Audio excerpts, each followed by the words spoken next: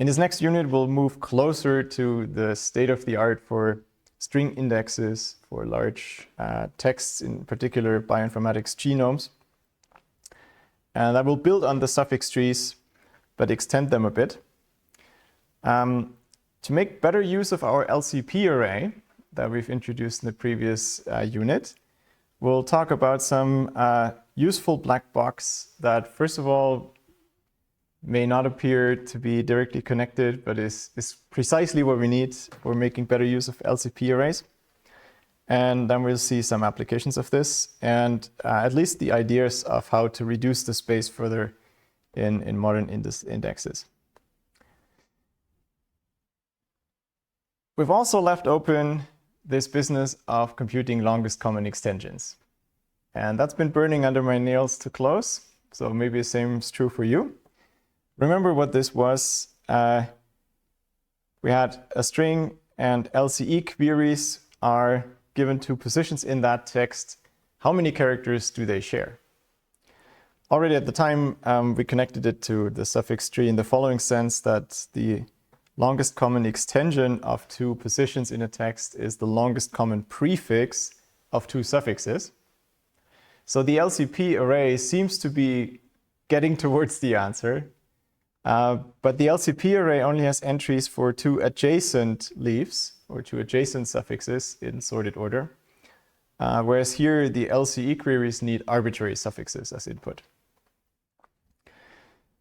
You can still use the suffix tree in this way that longest common extension of these two, if they're not adjacent, is still given by the string depth of their lowest common ancestor in the tree. But that means we have to know how to compute lowest common ancestors in a tree, which we also haven't covered. So either way, we're kind of running in circles here. But we're connecting things, making connections between knowledge is probably still useful. And I promised at the time that we can somehow do this, formulated here for the lowest common ancestors in trees. But as you see, it's equivalent to here talking about the longest common prefixes of arbitrary suffixes. The promise was we can do this in linear time, linear space, and then for the pre-processing, and then constant time per query for longest common extensions, or LCAs.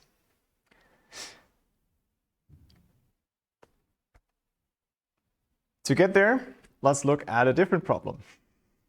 And you'll see soon how it connects. But let me first define it. The range minimum query problem is the following innocent task.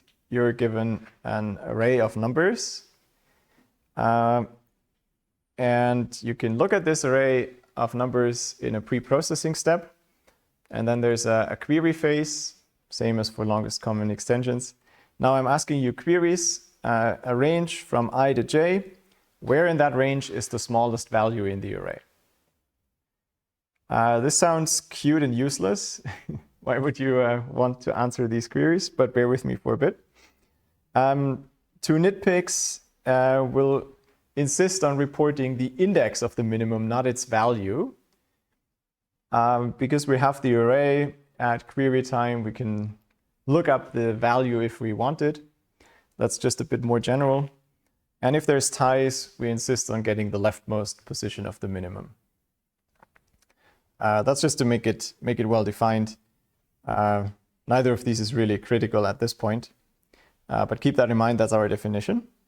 So as an example, in this array, if you look at just the red range, the minimum value is 2, and the leftmost occurrence of 2 is at position 10, so 10 is the answer. What does that have to do with longest common extensions, longest common prefixes, and lowest common ancestors? Well, everything. To compute the longest common extension of two positions in the text, in other words, the string depth of the lowest common ancestor of their in the suffix tree of these two leaves, or the longest common prefix of these two suffixes that start at position I and j, you just take the smallest value in the LCP array there, Here we really need the value, not the index. That's why the result of this RMQ query is put into the LCP array. So we really read the minimum value. So all this says is you're finding a range in the LCP array and give me the minimum value. And now I'm going to do this dangerous thing of trying to zoom in a bit. It's slow. I don't dare to do it faster. It's been crashing a few times in other cases. Why is this correct? Suppose we want the longest common prefix of these two leaves, or in other words, the suffixes starting at position 5 are A-ban and 1 are a nanoban. What's the longest common prefix of those? Well, you can look it up from the strings. It's just the single A. But you can also take the two and look at the corresponding range in the LCP array. And if you think about it here in these LCP intervals, clearly the lowest dip that you have between these two endpoints is going to dominate the answer. If there's a shared common prefix between all these strings from here to here, it has to be one of those intervals or within one of those intervals. The lowest that we ever reach in between from here to here, that's the answer. And here, the minimum is 1. That's precisely the connection. And so if we can answer these range minimum queries on our LCP array, we can compute the longest common prefix of any two suffixes, no matter where they are. They don't need to be adjacent. And that also directly solves the longest common extension problem, because they're the same thing. Okay? So provided that we have the suffix array, the inverse suffix array, the LCP array already computed, just solving RMQ on top of it solves longest common extensions. That's the final black box that we left open. But again, we shifted things only. We haven't solved the range min query problem. But I promise you we will.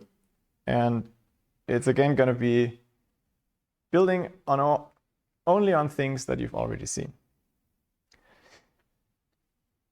As a little remark, the range minimum query problem is comparison based, so it doesn't necessarily care that the entries are numbers. It could be arbitrary objects that you can order. Also, like for the longest common extension problem, there's two running times plus the space usage. And it's to have a concise notation, let me write P and Q with these angle brackets for the pre-processing time and the query time.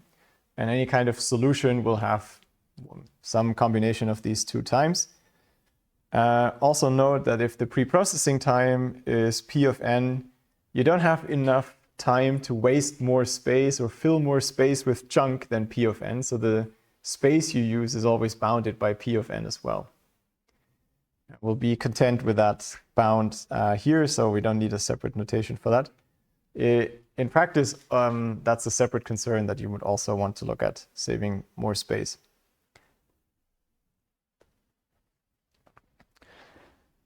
If you have any RMQ solution with such a quality, then we immediately obtain an LCE solution where you have the same running time, provided that the pre-processing is at least linear. The theta class doesn't even change.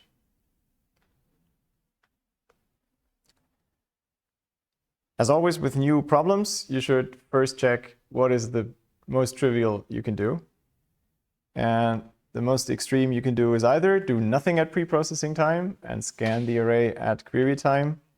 That corresponds to constant time, pre-processing, or even 0, and linear time, worst case for queries. Fine, but not great.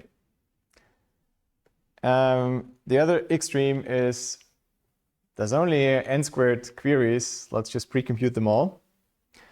If you do it stupidly, then it takes cubic time. If you do it slightly less stupidly, you can do it in quadratic time by reusing that you're finding the minimum of one range and then you make it one longer. No need to go from scratch and finding the minimum again. But still, you're paying quadratic time and space for getting constant query time.